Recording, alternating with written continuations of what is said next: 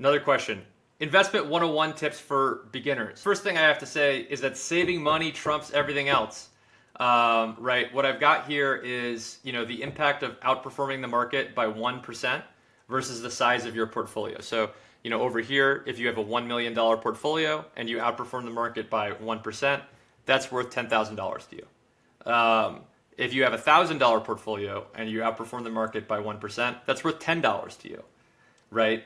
And so, it's pretty obvious that if you are just starting out and you're, starting to build your portfolio, that what matters more is how much money, what matters more than even who you invested with. And, though I think that Invest Vegan will do a better job than substantially anybody else in managing your funds, it's the most important thing is that you invest in something, and do it regularly, right? Because just identifying and honing in on that process of taking cash that you don't need and putting it into a context where it can grow is what forms the basis for compounding and what allows you to really experience the benefits of investing over time.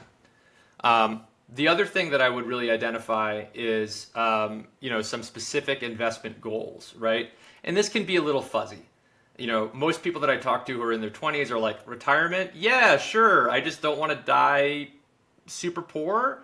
And like, it matters more that you kind of identify when the goal shows up than what it is specifically, right? So if you're thinking about buying a house in the next 5 years, that's not really money that you should put into the stock market, because the stock market can be pretty volatile in terms of returns over 5 years. But if you're able to invest for, kind of 7, 10 years or more, the kind of distribution of returns really narrows out a lot. And so, the big question that you would identify once you sort of go, how much money can I save, is what am I saving for? And when is that going to happen? And we can kind of construct portfolios for, really anywhere on the spectrum, and our kind of onboarding process, if you go in to open an account, will, kind of ask you questions that translate into a score that help us identify, whether there are short-term needs that, might be, useful for us to customize your portfolio around.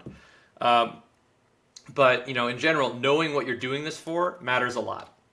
And then matching your money with your goals, right? Like if you want to buy a house in 5 years, you can start an account that's for buying a house in 5 years.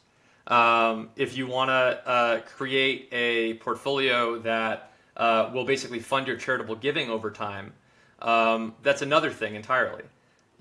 So identifying, different things that you want to do with your money and basically putting your money into sort of buckets, or as pictured here, sacks, that kind of give them a job, will allow you to think in a more granular and practical way about, what's going on and how to construct your portfolio, especially if you do it in consultation with an advisor.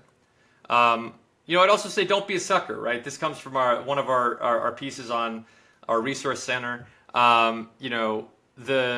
It's really important to think critically about every step of the investment process. And it's a bright red flag whenever you're sort of asked to take something on faith. So I think that, I operate and I do due diligence in part because I just am inherently kind of cynical and skeptical, right? And I view that as almost more important than knowing how to do fancy stuff in spreadsheets. And I think in your case, whoever you are, it matters a lot that you think carefully about who you get into bed with. A lot of kind of firms have kind of left or abandoned, various like sustainability linked goals in the last couple of months. And I got to say that anybody who was, banking on some multi-trillion-dollar asset manager to deploy like a progressive investment portfolio is a silly goose. And don't be a silly goose.